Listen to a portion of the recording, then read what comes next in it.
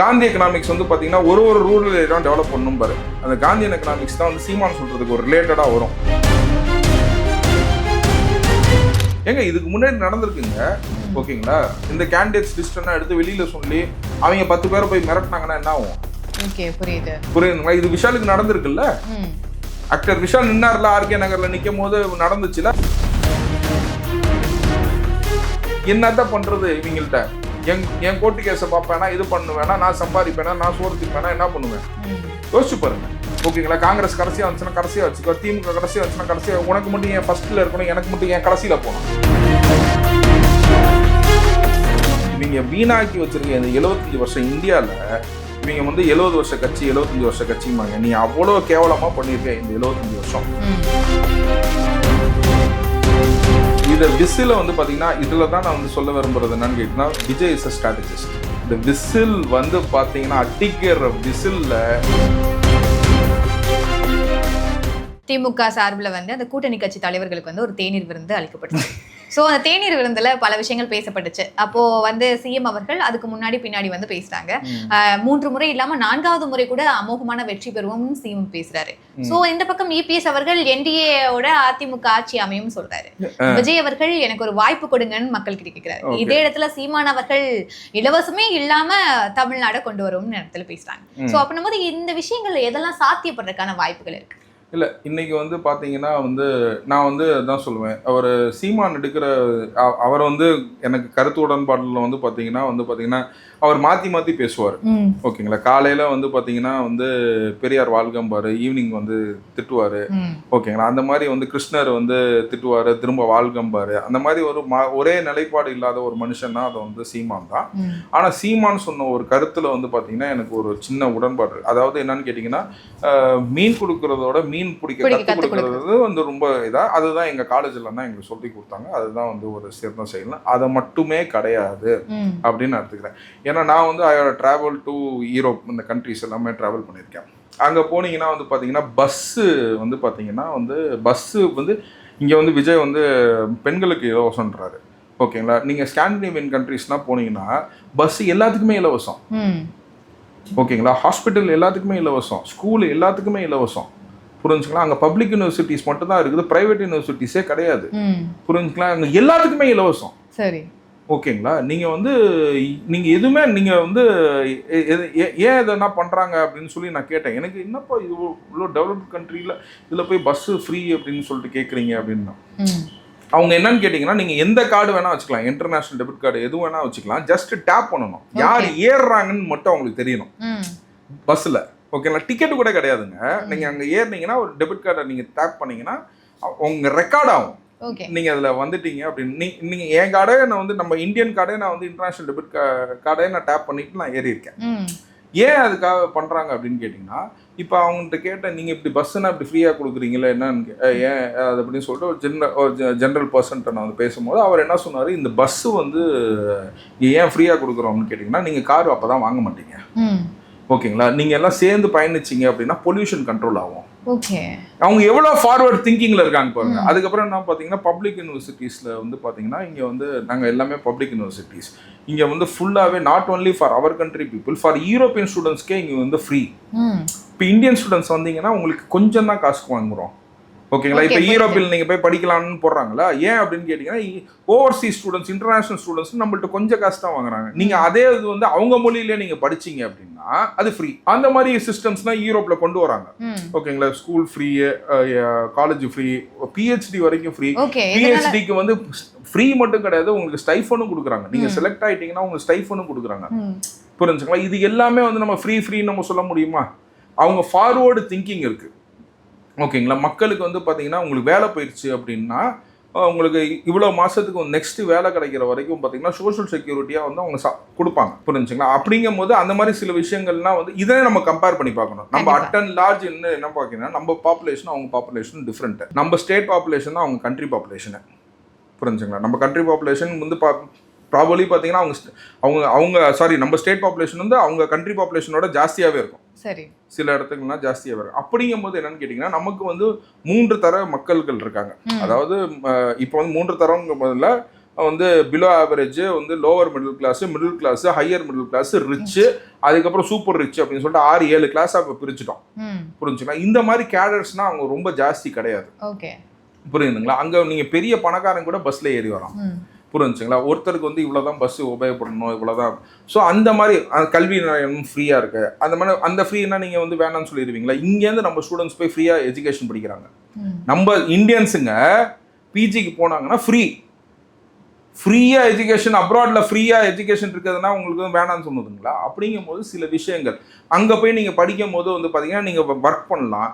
நீங்கள் அங்கே வேலை செஞ்சுட்டீங்கன்னு வச்சுக்கோங்க, உங்களுக்கு வேலை போயிடுச்சுன்னா அதுக்கு அவங்க வந்து சப்ஸ்டிடியூஷன் ஃப்ரீ கொடுக்குறாங்க. அந்த மாதிரி இருக்கிற மாதிரி இங்கே வந்து சில ஃப்ரீகள் கொடுக்குறதும் வந்து பார்த்திங்கன்னா விலையெல்லாம் இது வந்து இந்த மாதிரி பெண்களுக்கு கொடுக்குறது, இளைஞர்கள் கொடுக்குறது, இந்த மாதிரி விஷயம் வந்து நம்ம ஸ்டேட்டை வந்து பேலன்ஸாக போகணும். புரிஞ்சுங்களா? எப்பயுமே வந்து பார்த்தீங்கன்னா Gandhian economics and Nehru economics, நான் பேசிக்காக ஒரு எக்கனாமிக்ஸ் ஸ்டூடெண்ட்னால சொல்கிறேன். காந்தி எக்கனாமிக்ஸ் வந்து பார்த்தீங்கன்னா ஒரு ரூரல் ஏரியா டெவலப் பண்ணணும் பாரு. அந்த காந்தியன் எக்கனாமிக்ஸ் தான் வந்து சீமான் சொல்றதுக்கு ஒரு ரிலேட்டடாக வரும். சரி, புரிஞ்சுங்களா? காந்தியன் எக்கனாமிக்ஸ் வந்து was not proved here in India. இங்கே வந்து நேரு எக்கனாமிக்ஸ் தான் வந்து போட்டுச்சு. அவர் என்ன சொன்னார், விவசாயமும் வேணும் இண்டஸ்ட்ரியும் வேணும் அப்படின்னு சொல்லி ஒரு காம்பினேஷன் கொண்டு வந்தது தான் அவரோட எக்கனாமிக்ஸ். அந்த மாதிரி விஷயம் தான் வந்து இதாகும். ஸோ இங்கே வந்து இலவசமும் வேணும், ஓகேங்களா, கல்வித்துறையினே நம்ம முன்னேற்றணும். இது ரெண்டுமே சேர்ந்து தான் வந்து தமிழ்நாட்டை வந்து முன்னேற்ற முடியும். ஓகே, இத விஜய் அவர்கள் அமல்படுத்துவாரா? கண்டிப்பாங்க, இது ரெண்டுமே தான் பண்ணியிருக்காரு. ஓகேங்களா? ஒரு ஃப்ரீ சைடும் வந்து பார்த்தீங்கன்னா ஏன்னா ஒருத்தருக்கு ஒன்று கொடுத்துட்டே இருக்கிறாங்க, நீங்கள் உடனே புடிங்கிட்டீங்கன்னு வச்சுக்கோங்களேன், எப்படி இருக்கும் உங்களுக்கு? புரிஞ்சுங்களா? அது they got use to it also. புரிஞ்சுங்களா? ஒரு சில இடத்துல அது கம்மியாக இருக்கும்போது அது கூட்டி கொடுக்குறதும் கொஞ்சம் நல்லதான விஷயம். ப்ளஸ் என்னன்னு கேட்டிங்கன்னா, இப்போ அவர் விஜய் அவர்கள் வந்து இவருக்கு மட்டும் சொன்னார், இந்த கான்செப்ட் அமல்படுத்தி எல்லாருமே பஸ்ஸை யூஸ் பண்ண ஆரம்பிச்சோன்னா நம்ம சென்னையில் பாப்புலேஷன் கம்மியாக இருக்குமே, ஓகே, புரியுது, பொல்யூஷன் கம்மியாக இருக்குமே, பஸ் டிக்கெட்டை கொஞ்சம் போடுங்களேன். ஓகேங்களா? நான் என்ன சொல்கிறேன், ஓகே, ஜென்ஸுக்கும் வந்து கொடுங்க, ஜென்ஸுக்கு 2-3 ஃப்ரீக்வெண்ட்டாக போயிட்டு வராங்க பண்ணுங்கன்னா 2-3 ஸ்டாப்பு, அந்த மாதிரி ட்ராம் ஃபெசிலிட்டிஸ், அந்த ஃபெசிலிட்டிஸ், இந்த ஃபெசிலிட்டிஸ் அதெல்லாம் கொண்டு வந்தாங்கன்னு வச்சுக்கோங்களேன், நம்ம கார் யூஸ் பண்ணுறதே கம்மியாயிருமே. கரெக்ட். புரிஞ்சுங்களா? அந்த மாதிரி விஷயத்த நீங்க காம்பன்சேஷனா கொண்டு போகணும். ஏன்னா we are populated country. நம்ம அந்த அண்டர்ஸ்டாண்டிங்கும் நம்ம கொண்டு வரணும். ஓகே சார், ஃபைனலா ஒரு क्वेश्चन. இப்படியும் வந்து விஜய் அவர்களுக்கு பல நெருக்கடிகள் வந்துகிட்டே இருக்குன்னு சொன்னாங்க. ஸோ அப்படின்னும்போது இன்னும் என்னென்ன மாதிரியான இடர்பாடுகள் விஜய் அவர்களுக்கு திமுக அரசு கொடுக்கும், இல்ல அதிமுக அரசு கொடுக்கறதுக்கான வாய்ப்புகள் இருக்குன்னு நினைக்கிறீங்க? இன்னைக்கு நான் சொல்றேங்க, இன்னைக்கு வந்து they will try to poach the candidates also. கேண்டிடேட்ஸை கூட வந்து பார்த்தீங்கன்னா இந்த எலெக்ஷன் கமிஷனை வச்சும் அவங்க செய்வாங்க. புரிஞ்சுங்களா? எனக்கு சுத்தமாக நம்பிக்கையே கிடையாது. ஓகேங்களா? என்னங்கன்னா நம்பிக்கை இல்லையா? இல்லை சரி, அங்கே வேலை செய்கிற மேலே ஒரு 2 ஃபார்மில் நீங்கள் வந்து ஒயிட்னர் போட்டு விட்டீங்கன்னா என்ன ஆகிரும் சொல்லுங்கங்க. நீங்கள் வாங்கும்போது ரிசீவ்டுங்கன்னா உங்களுக்கு அக்னாலஜ்மெண்ட் கொடுக்குறாங்க, உள்ளுக்குள்ள 2 அடிச்சு விட்டீங்கன்னா என்ன பண்ணுவீங்க? ஏங்க இதுக்கு முன்னாடி நடந்திருக்குங்க. ஓகேங்களா? இந்த கேண்டிடேட்ஸ் லிஸ்ட்னா எடுத்து வெளியில் சொல்லி அவங்க 10 பேரை போய் மிரட்டினாங்கன்னா என்ன ஆகும்? ஓகே, புரியுதுங்களா? இது விஷாலுக்கு நடந்திருக்குல்ல. ஆக்டர் விஷால் நின்னார்ல ஆர்கே நகர்ல நிற்கும் போது நடந்துச்சுல. அந்த விஷயம் வந்து 234 கேண்டிடேட்டுக்கும் ஆவாதுங்கிறதுல என்ன நிச்சயம் உங்களுக்கு? புரிஞ்சுங்களா? இதெல்லாம் நடக்கும். புரிஞ்சுங்களா? இதெல்லாம் முன்னாடி இல்லை, இதுக்கு மேலே நிறைய நடக்கும். இதுக்கு மேலே நிறைய நடக்கும். கேண்டிடேட்டுக்கு அச்சுறுத்தல் இருக்கும், காஸ்ட் ரீதியாக பேசுவாங்க, கேண்டிடேட் வந்து காசு கொடுத்து விலைக்கு பேசுவாங்க, எல்லாமே நடக்குங்க. எல்லாமே பாசிபிள். புரிஞ்சுங்களா? ஒன்று வரும்போது தான் தெரியும். நான் சொல்றது வந்து என்னன்னு கேட்டிங்கன்னா, அஸ் ஒரு கண்டஸ்டண்டா போன எலெக்ஷன்ல கண்டெஸ்ட் பண்ணனால ஒன்றும் இல்லை, இவங்க போவாங்க. ஓகேங்களா சார், நீங்கள் இதில் கையெழுத்து போடல, கொஞ்சம் இங்கே வாங்க சார்பாங்க. அவன் ஒரு பவர் ஆஃப் அட்டார்னின்னு ஒருத்தர் நாமினேட் பண்ணியிருப்பான். ஆனால் கேண்டிடேட்டை கும்மா கூப்பிட்டுக்கிட்டே இருப்பாங்க எலெக்ஷன் கமிஷனுக்கு. என்ன அந்த மாதிரி தான் பண்ணாங்க. நானும் குற்றச்சாட்டாவே வைக்கிறேங்க. ஓகேங்களா? ஒன்று சொல்கிறேன் பாருங்க. ஓட்டு போடும் போது பார்த்தீங்கன்னா அங்கீகரிக்கப்பட்ட நேஷனல் கட்சி, அதுக்கப்புறம் ஸ்டேட் கட்சி, அதுக்கப்புறம் வந்து கட்சிகள், அதுக்கப்புறம் சுயேட்சை வேட்பாளர்கள்னு கொடுப்பாங்க. ஏன் இந்த வரிசையை நீ படுத்துற? எலெக்ஷன் கமிஷனுக்கு நான் கேள்வி கேட்குறேன், உங்கள் சேனல் வழியாகவே கேள்வி கேட்குறேன். போன வாட்டி நான் கேள்வி கேட்டேன். நான் கேஸ் ஃபைல் பண்ணுறதுக்குள்ளே பார்த்தீங்கன்னா எலெக்ஷன் கமிஷன் என்ன சொல்லணும், ஹைகோர்ட் என்ன சொல்லுவோம் அப்படின்னு கேட்டிங்கன்னா, now the election commission is on board, whatever it is will discuss only after ரிட்டும்பாங்க. இப்போ இந்த போர்டை எப்போ காட்டுவாங்கன்னு கேட்டிங்கன்னா இப்போ தான் காட்டுவாங்க. ஓகே, இப்போ இந்த போர்டை காட்டுவாங்க. இப்போ என் பேர் வந்து இருக்குன்னு வச்சுக்கோங்க, என் பேர் வந்து ஜாகிர் உதீன்னு வச்சுக்கோங்க. என் பேர் கடைசியாக 2வது லிஸ்ட்ல இருந்துச்சுன்னா என்னை பார்த்து ஓட்டு போடுறவன் எவன் இருப்பான்? புரிஞ்சுங்களா? அந்த ஜாகிர் அத்தனை கட்சிகள் போட்டியிடும் போது அப்படிங்கும் போது ஒரு லாட்டை குலுக்கி போடுங்க. ஒரு இதுக்கும் நீங்க ஒரு லாட் எடுங்க. புரிஞ்சுங்களா? ஒரு லாட் எடுங்க. பாரதிய ஜனதா கடைசியா வந்துச்சுன்னா கடைசியா வச்சுக்கோ, ஓகேங்களா? காங்கிரஸ் கடைசியா வந்துச்சுன்னா கடைசியா வச்சுக்கோ, திமுக கடைசியா வந்துச்சுன்னா கடைசியா. உனக்கு மட்டும் ஏன் ஃபர்ஸ்ட்ல இருக்கணும், எனக்கு மட்டும் ஏன் கடைசியில போகணும்? ஓகே, புரிஞ்சுங்களா? எல்லாத்துக்குமே நார்மலா இருக்கணும் இல்லைங்க, லாட் இருக்கணும்ல, நீ லாட்டு போடுங்கிறேன். இதெல்லாம் நம்ம பேசவே முடியாது. இதுக்கான போராட்டம்னா நெக்ஸ்ட் ஆரம்பிக்கணும்னா வந்து என்னன்னு கேட்டீங்கன்னா, நம்ம நிறைய விஷயத்த கரெக்ட் பண்ணணுங்க. இதுக்கான நிறைய விஷயத்த கரெக்ட் பண்ணணும். இப்போ மேஜரா வந்து இப்போ மேஜரா வந்து நிறைய விஷயத்த வந்து எல்லா பிரச்சனைகளையும் நம்ம ஃபேஸ் பண்ணி, விஜய் இதுக்கு பேசினாரா, விஜய் அதுக்கு பேசினாரா, இதெல்லாம் தெரிஞ்சு நானே வக்கீலுக்கு டெய்லி கோர்ட்டுக்கு போயிட்டு இருக்கேன். என்னதான் பண்றது இவங்கள்ட்ட? என் கோர்ட்டு கேஸை பார்ப்பேனா, இது பண்ணுவேனா, நான் சம்பாதிப்பேனா, நான் சோறு திம்பேனா, என்ன பண்ணுவேன்? யோசிச்சு பாருங்க. இந்த மாதிரி ஒரு நடத்தும் போது வந்து பாத்தீங்கன்னா பல இடையூறுகள் வரும். இதுல சிலதான் நம்ம வந்து கான்சென்ட்ரேட் பண்ணி பண்ண முடியும். இதெல்லாம் இப்ப முக்கியமான பிரச்சனை. ஓகே, புரியுது சார். ஆனா இது என்னன்னு கேட்டீங்கன்னா, இப்ப அதோட முக்கியமான பிரச்சனை எதுவும் இருக்கோ அதுலதான் நம்ம டீல் பண்ணிட்டு இருக்கோம். புரியுதுங்களா? சரி, இது ஃபர்ஸ்ட் இந்த 230 நாள் நம்ம கரெக்ட் பண்ணுவோம், அதுக்கப்புறம் எக்ஸிக்யூட்டிவ் கரெக்ட் பண்ணுவோம், அதுக்கப்புறம் எலெக்ஷன் கமிஷன் அடிப்போம். ஏன்னா இதுதான் ஒரு ப்ராசஸ். இவங்க வீணாக்கி வச்சிருக்க இந்த 75 வருஷம் இந்தியால இவங்க வந்து 70 வருஷ கட்சி 75 வருஷ கட்சிம்பாங்க. நீ அவ்வளோ கேவலமா பண்ணியிருக்க இந்த 75 வருஷம். புரிஞ்சுங்களா? உங்க கார்பேஜ் எல்லாம் சுத்தம் பண்றதுக்கே எங்களுக்கு வந்து ஒரு 5-10 வருஷம் வேணும். இந்த ஃபர்ஸ்ட் 5 வருஷத்துல சுத்தம் பண்ணுவோம், ஓகேங்களா? எல்லாமே தூய்மையானவர்களா ஆக்குவோம். புரிஞ்சுங்களா? கரப்ஷன் ஃப்ரீ ஆச்சுனாவே டெவலப்மெண்ட் growth நல்லா இருக்கும். ஃபாரின் கண்ட்ரி ஆட்டம். Let us compare Tamil Nadu with Europe, not with Bihar or Uttar Pradesh.